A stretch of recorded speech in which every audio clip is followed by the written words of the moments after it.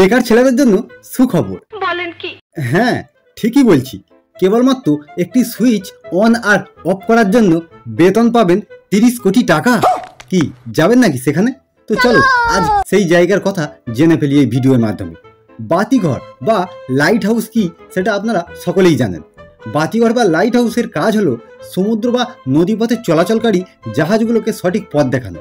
কিন্তু আজ আমি যে বাতিঘরের কথা বলবো সেটা স্থপত্যের একটি দুর্দান্ত উদাহরণ। বর্তমানে সোশ্যাল মিডিয়ায় একটি ভিডিও ভাইরাল হচ্ছে, যেখানে বলা হচ্ছে যে এই বাতিঘরে এক রাত কাটানো খুবই কঠিন।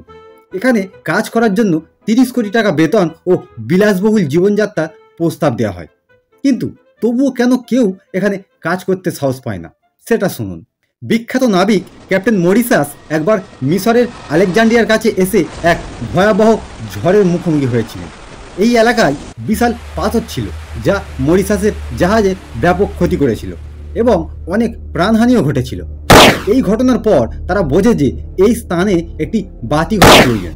তৎকালীন শাসকরা একজন বিখ্যাত স্থপতিকে ডেকে এই স্থানে একটি বাতিঘর তৈরি করার সিদ্ধান্ত নেন। এই স্থানে বাতিঘর নির্মাণ করার উদ্দেশ্য হলো জাহাজগুলো যেন ওই পাথরগুলো থেকে দূরে থাকে এবং নিরাপদে যাতায়াত করতে পারে।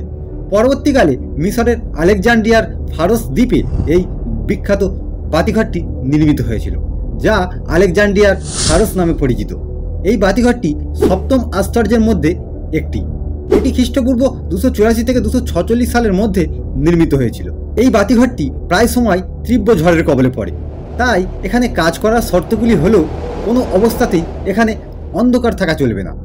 এই এলাকায় বিশাল সমুদ্রের ঢেউ আসতে থাকে, যা ক্রমাগত এই বাতিঘরে আঘাত করতে থাকে। অনেক সময় এই বাতিঘরটি অর্ধেকেরও বেশি জলে ডুবে যায়। এমন কঠিন পরিস্থিতিতে একাকেই থাকতে হবে সেখানে, আর আলো নিভে গেলে সুইচ মেরে আলো জ্বালিয়ে দিতে হবে। এটুকুই, ব্যাস। যদি ইচ্ছুক হন তো যেতে পারেন। চল গাড়ি স্টার্ট কর।